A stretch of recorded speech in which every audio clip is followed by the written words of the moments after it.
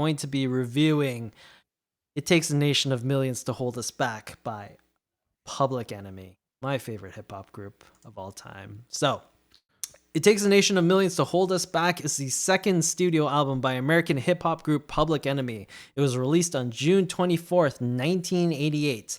An album noted for its strong social commentary, it peaked at number 42 on the US Billboard 200 and received widespread critical acclaim. On Rolling Stone magazine's list of 500 greatest albums of all time, it currently sits at number 15. This also makes it the top hip hop album on the list. The album would sell 500,000 copies in its first month of release. And just to list off some critical acclaim, some of the accolades that it gained when it was released, after it was released, Kurt Cobain would say that it is in his top 50 favorite albums of all time. And AllMusic, 5 out of 5 stars. The Guardian, 5 out of 5 stars. The NME, 10 out of 10. Pitchfork, 10 out of 10. Q Magazine, 5 stars out of 5. Spin, 10 out of 10. It's to the point where I could not find a credible critic that scores it less than a perfect score, Eric. A credible critic. I could not find anyone who scored it less than perfect. So, Eric, knowing that we are going into this album review, what did you think about this album? So it's funny because one of our big fans on the show, Ben, my buddy, he was like, "What album are you listening to?" And he's a huge hip hop fan, like yourself. And I'm like, "Oh, we're doing Public Enemy." He's like, "Oh yeah, what else? What else?" Can't remember the name. I think it's like If I Had $1 Million or something around the lines of that. And then he started laughing. But I am like a complete noob. And this show has kind of made me more educated in the hip hop world, and I actually quite enjoy it. Like I actually quite enjoy like the good old school hip hop. And this album. So first of all, I didn't look at the album cover. I downloaded it, or else I would have recognized Flavor Flav in there with the. I always remember he had the clock on him, Giant which clock, killed me. So I'm listening to it, ladies and gentlemen, and I'm like, you just hear, yeah. It's like, is that Flavor Flav? Yes. So I was thoroughly excited that this. I have no idea. This is so ignorant I am with this this genre. But I actually didn't mind it. Like I thought it was pretty good. Not as good as some of the other hip hop albums we've listened to. Like I really liked Illmatic. Illmatic is probably one of my favorite ones we've listened to so far. But they've got some really good tunes on here. I thought it was like a cool opener with the Armageddon countdown to Armageddon, and then it goes right into Bring the Noise, which I thought was cool. I think my favorite song on this album is number 7, Louder Than the Bomb, or Louder Than a Bomb. Yeah. I really think that song's pretty cool. It's well put together. And again, like it's like a hip hop group where I actually like I just like the fact that like everybody's just having fun. They're just very like relaxed and just going for it. The one thing I didn't like about the album is I couldn't tell whether or not it was a studio album or if it was live. There you go. Okay. Live, which really put me off a bit, because like I was like, okay, I feel like that belongs in like a bonus content on the album kind of thing at the end. But which kind of confused me a bit, because when I'm listening to it, I'm like, wait a minute, is this a live album? But I couldn't really tell. But as far as the studio stuff, I really enjoyed it. So nice. Yeah. No, I definitely agree with you on that live versus studio aspect, because there are, for whatever reason, the production on this album is just so wonky, because like some of it just sounds like it's on a stage in front of an audience, and they definitely piped in audience noise on some of the songs, which is fine, but it actually, some of the songs actually do sound like they are live. which I couldn't tell, like, and I felt like the ones where they put it in there, it was like a lower quality Yeah. audio take, which sucks because it kind of loses the feel of the album.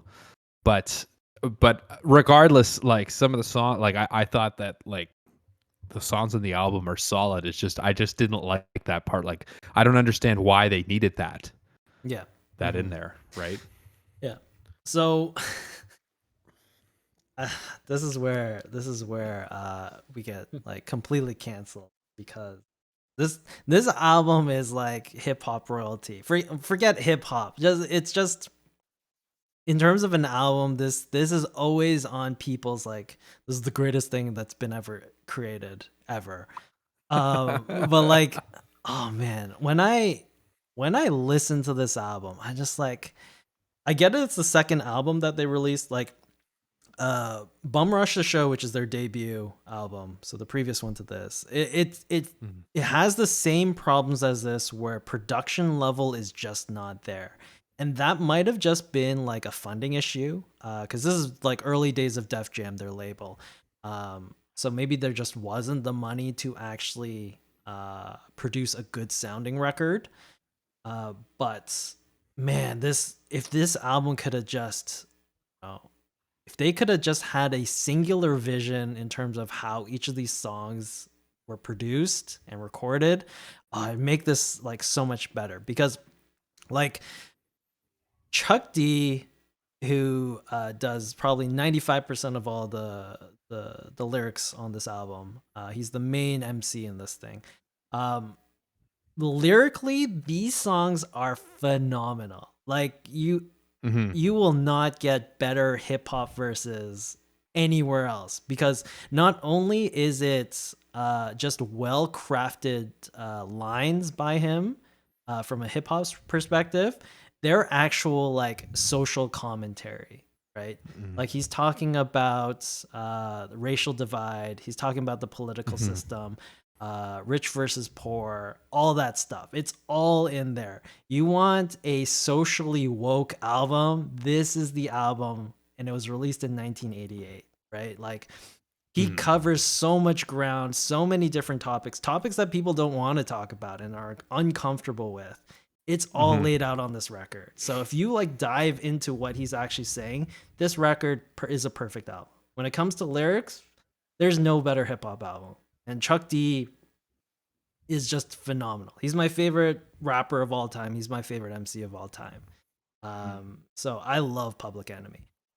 But from a musical standpoint, from a production standpoint, like this is a tough listen for me, because like you compare Mm-hmm. this to an album like Illmatic by Nas, a Tribe Called Quest albums that only came out like a year after this, 2 years after this. Like those albums just sound Really? so good. Yeah, this came out in They came out 1988. after, eh? Yeah, this came out in 1988. Tribe's debut record is 89, and Illmatic I think was 93, if I'm not mistaken. So it's not very far, right? But those records are just like eons. Like those records still sound good today. This does not sound good today. Like there's just weird decisions on instrumentation, even the basic like beats, right? Like the drum fills that they would use, the bass drum they would use. Some of them just didn't have that impact that a drum kit should have, right? Mm-hmm. Like I barely noticed any bass in this record, which No, for yeah, for a very baritone vocal like Chuck D, that needs like a really heavy support, right? it does. But Yeah. there just isn't Yes. any bass in this record. Mm-hmm. Yeah, I found that it was almost like watching like a low budget movie, Yeah. almost, and it was like, but I can see though, like there's some of those low budget films that are like the cult classics, right? That has that cult following, and I feel like this is definitely that album. After you mentioned, like if it's the number one, it's that cult following that just loves it. But I would have to agree, like Tribe Called Quest, like even though like you can tell when you listen to the like one of their albums, it sounds dated, but it's still stands the test of time Mm-hmm. in Yep. terms of production value. So, and I think it's just that those live recordings, right? Like or whatever that live sound that they were trying to Yeah. like, It's like not. I don't know what the vision was there, Yeah. but I think it was definitely wrong because I feel like if they cut that out, this would be great. Because I agree, the lyrics are really well written in this. Um, like I really enjoyed most of the songs on this album, but I just kind of felt that disconnect. It's just like, oh, man, like I wish it just sounded a bit more like not airy Yeah. kind of So sound. yeah, so all of these tracks, they are studio tracks. None of these tracks are Mhm. actual live tracks, but their intention was to make it sound live. They wanted to Mm, sort of capture the energy that uh even back then, like Public Enemy was known as the best live hip hop group around, mm. right? So they wanted to capture that energy that they did, but in a studio, and it just didn't work, right? Yeah, Whatever they tried to do, it just didn't work. They didn't but capture that. I disagree with that tactic though because Yeah. like I felt like I did feel the energy in the songs where you didn't hear when it sounded like you do feel like they're just hanging out and having a good time. Yeah. Like I did feel that energy still. So like I feel like that mistake. I felt like it was almost like they were like, okay, we need to put this in here just so we can push that vibe, but they don't need to. Yeah. Yeah. Like I don't think they need to because it's there. It is there. Yeah. you know? But Um so yeah, I mean, like overall this album, it has such good songs, right? Like Bring the Noise, mhm. it's a Yeah, phenomenal song. And great tune. if you want to hear a more metaled up version, Anthrax does a cover of Bring the Noise, and they bring Chuck D to redo his vocal or his No verses way. on the record. So, Bring the That's pretty Noise by cool. Anthrax featuring Chuck D. It's pretty good. That's pretty Um, awesome. so that's a good one. Mind Terrorist, Louder Than a Bomb, Show 'em What You Got, She Watched Channel Zero, Night of the Living Bass. Like these are Mhm. classic Public Enemy songs, and if you ever get a chance to see them live, which I have, like it's just the best time ever because these songs are just so good and so strong. Um, and live is like you want a hip hop group that will entertain you like a rock band Mhm. does. The Public Enemy is that group, right? Like And I they're just so felt good. like this is the first time I'm listening to this album. I did feel that. I felt like these guys would probably be awesome live, Mhm. but I felt like they kind of just overdid it with that just let's have crowd sounds in there. I just felt like it was unnecessary. Yeah. But Um, but yeah, like it's such a shame because like from a social like when people go like, oh, there shouldn't be politics and music and like all that bullshit. mhm. Like this is the record you need to point to people and just like this is what happens when you put like actual social commentary and politics. Like this is if this album just sounded good, right? This would have been like Mhm. this is the perfect example of why we should Yeah. have people with voices making music, right? Yeah. But it's just such a letdown because just the way they approach recording this record and how it Yeah. sounds. Because man, these songs just are so good. Yeah. I feel like this album could be a 10 out of 10 easily. Yes, yeah, Easily. 100%. It could be a 10 out of 10, but it just really like brought it down Mhm. for me. Just based off of the other hip hop albums I've listened to, and this is the experience I'm coming into, right? But I feel like these guys would kick ass without just like what's the word I'm looking for? Just the Y- artificial like crowd yeah, hype that's in here. yeah, exactly. Like and I feel like that's what they stand for. Like they stand for just being themselves and Mhm. listen, we have this opinion, we want to talk about these topics that nobody else talks about. If you have a problem with it, you know, go fuck yourself pretty much, right? Yeah, Like that's the attitude I'm getting from these guys, but it's almost like they're like, "Okay, but we're going to play to the social norm though." And we want to, just that art, yeah, you're right. The artificialness of it. It just brings it down a bit. Yeah, like this is a band that has Flava Flav in there. Flava Flav, Yeah, boy. like you talk about a complete opposite. Like Chuck D is this like intelligent, socially aware, Mhm. just like really talented lyricist, and then you have Flava Flav who just he shouts out his name every so often on these Yeah, songs. Flavor It's Flav. such a It's the flavor. Cold Lamping with Flava, the fourth track, you can skip that. Like every time Flava Flav gets a song, he gets one song per record. It's the most nonsense thing. All he talks about is like different flavors. Like he's talking about Yeah. strawberry and banana, and like it's crazy the songs that he comes. He's just the goofball of the group. Yeah. But I always find when he went, yeah, boy, it's almost like that, bah, bah, bah, bah, bah, bah, like that horn. Yeah, no. Without Flava Flav, there is no Public Enemy because like Yeah. as poignant and as truthful and as like in your face Chuck D is, the the X factor, the reason why you first get attracted to Public Enemy is that crazy guy, Flava Flav, who's just hyping up just by shouting his name. That's why you He's like first get attracted he's to like Public Enemy. he's like Michelangelo of the Ninja Turtles. Yeah. Just a guy who likes to have fun. Yeah. Like you, without Flava Flav, there is no Public Enemy. You sort of need that balance, right? It can't be serious and all the time. There has to be that like attract that entertainment factor also. Exactly. But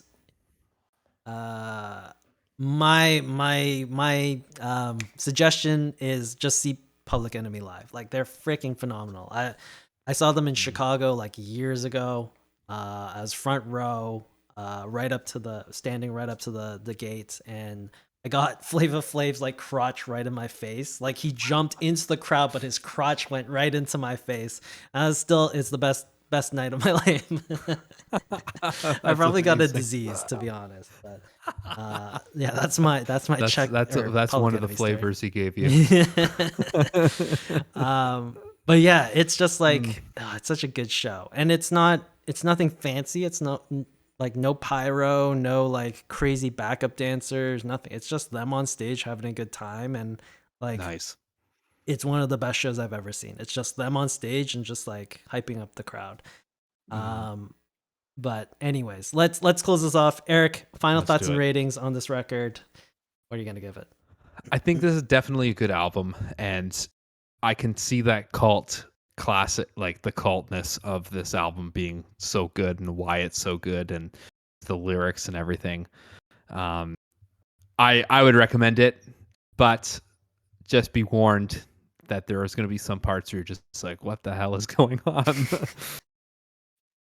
Regardless, I shall give this album. I'm gonna give it. I want to give it a 7 out of 10. Okay, yeah, 7 out of 10. 7 out of 10. All Yeah, right. that's what I'm gonna give it.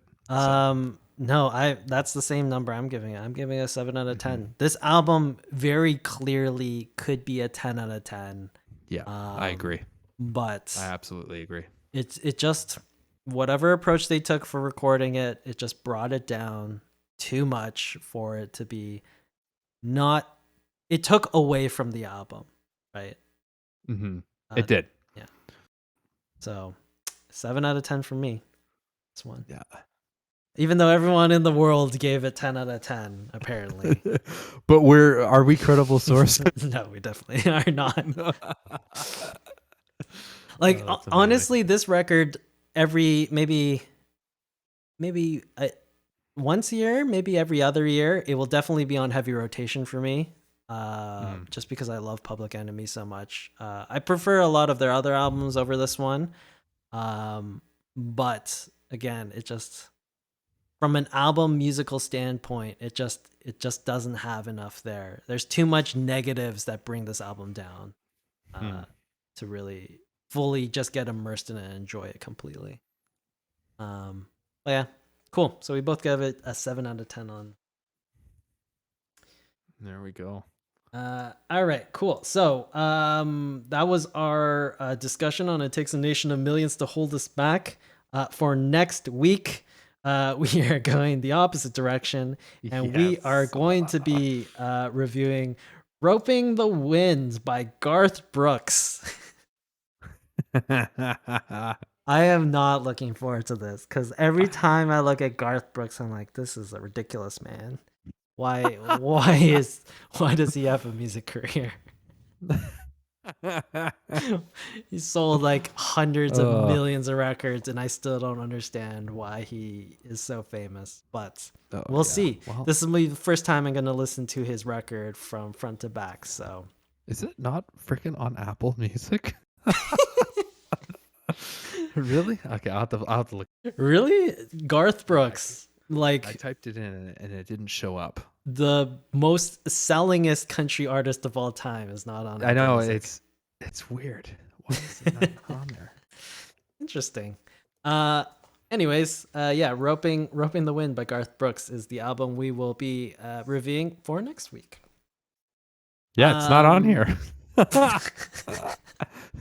I wonder why. Not on frickin' thing. Maybe he has a exclusive of Tidal. Maybe he does. There's the artist, but it only is giving me 4 songs. All right, whatever. I'll figure it out. That's strange. All right, here we go. Mixtape battle. This is the point where what we do is we take a random speech generator, produces 3 random topics. One of us chooses one, and the other person creates a 3-song ultimate mixtape based on that topic. Last week, Eric chose Action for me. Yes. So here we go. I'm going to start it a bit easy. So we're going to open it up with some, and I didn't realize this wasn't by Casey and the whatever they're called, but it's Walking on Sunshine by Katrina and the Waves. So Okay. I was thinking, Action. This song, when I listen to it, it makes me want to walk around. Walking on Sunshine? Yeah, Walking on Sunshine. So I was like, that's pretty appropriate. Like Walking for Action. on Sunshine, like that one? That song. Oh my God. It was originally released in 1983, but it was action song? Yeah. That gets you pumped up? No, this is not a pump up mixtape. This is literally just action, like making an action. I see. I see. There you go. This is the direction I went with it, because I could have probably done like Eye of the Tiger again, but no, I chose songs specifically that cause you to have an action. Yes, this one is Walking on Sunshine. Yeah, I always thought this was by some other band, Casey and the something, but it's by Katrina and the Waves, originally released in 1983, but it was actually re-released in 1985, and that's when it would become an international success. Gotcha. This song's, I think this is a great song, to be honest, but it's a bit annoying if it gets overplayed. Yes. Keeping on that, so this is where we get a bit crazier. So we started off with a nice little stroll, but we're gonna increase the action on the second song. Get a bit dancing in here. And how do people get dancing? They get ants in their pants. So the next song that I've got for you is a song called "I Got Ants in My Pants and I Want to Dance" by James Brown. James Brown. It was released in November 1972. It never received an official album release, but it actually charted at number 4 on the R&B charts and number 27 on the pop charts. So for my second song, it's "I Got Ants in My Pants and I Want to Dance" by James Brown. Right on. Right on, Cam. And finally, this one is just so good that I needed to do a full-blown video. So I'm gonna show you this on screen. This is the music. This is the music video. This is like 4 minutes long, so you just watch it while I talk about it. But the last song I am going to be putting into my mixtape is the Hokey Pokey, or better known in the UK as the Hokey Cokey. It's a campfire song and participation dance with a distinctive accompanying tune and lyrical structure. The lyrics go, "You put your right foot in, you put your right foot out, you put your right foot in, and you shake it all about." And then they have these very scary snowmen that would probably kidnap, that are like, look at them. They're kidnapping the children. Yeah, So- everybody, let's do the. And then they end up on milk cartons.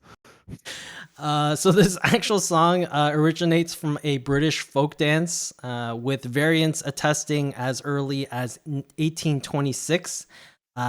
The song actually became a chart hit twice in its history. So in the 1980s, it actually hit the charts twice. And the music video that you're actually watching is the one I want to put on my mixtape.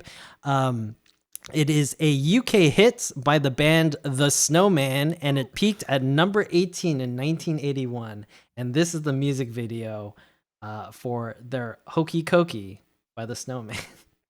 He's playing the freaking keyboard with his nose. Eric, Okay. you need This to this listen just to made it for this just made the actual like your playlist. This just made it. You have to go listen to it. It's the most ridiculous version of the Hokey Pokey you've ever heard. I will. It looks like they're having a grand old time. They're just doing the Hokey Pokey all the time. And these snowmen, Oh. they don't have legs, but they're doing the Hokey Pokey.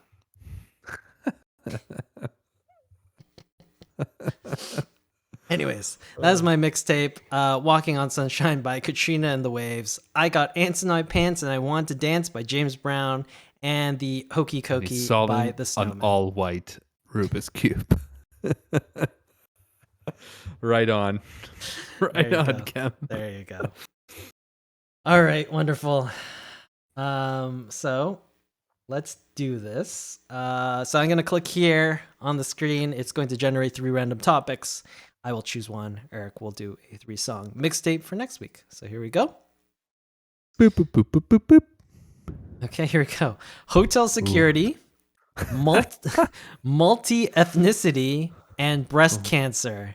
These are horrible topics. These are absolutely terrible These topics. are garbage topics. Garbage topics. Oh my god. Hotel security, multi-ethnicity, and breast cancer. How the heck are you going to do a mixtape with any of these? I feel like I could do multi-ethnicity. Hotel security, like Hotel California. Is that Yeah, you could, I guess. You still need to come up with 2 other songs. I feel like my better shot is multi-ethnicity, but So Chasing Dragonfly wants a redo, but I feel like we're sort of stuck. no, we can't. Yeah. We can't do a redo. We can't. We can't. It's impossible. It's impossible. I don't even know what you're gonna do for multi-ethnicity. I think I have one song in mind. It's not a good song. Multi-ethnicity, like the first thing, and this is in no way like related, but like I'm thinking of Africa by Toto, because they're singing about Africa, but it's a bunch of white people from England. I was thinking about Wave Your Flag, that like FIFA World Cup song. Oh my god. Okay, Eric, if you're okay with it, we'll do multi-ethnicity. I think we can do it. I Oh, think we can do Jesus. it without being canceled. So, Okay, so the topic for next week is multi-ethnicity, and good luck to you, Eric, because I have no idea how thank you're you. gonna do this. Thank you. I'll prevail. All right, wonderful. Let's close this off. We had no controversial statements this week. We probably did, but you know. Jason Dragonfly says, "Oh no, we're gonna see. We're gonna see how this goes out." Yeah, But we'll yeah, see what no happens. controversial statements this week. I mean, maybe considering we scored "It Takes a Nation of Millions to Hold Us Back" less than 10 out of 10. That might be controversial in itself, but yeah, whatever. The And only finally, reviewers that review that album, not at 10 out of 10. that's how we become famous. All right, quote of the week presented by Anthony Kiedis. In you a star is born, and you cut a perfect form, and someone forever warm. Lay on, lay on, lay on, lay on, lay on, lay on, lay on, lay on. Way upon the mountain where she died, all I ever wanted was your life. I have no idea. It's off of By the Way. Really? Mhm. By the way,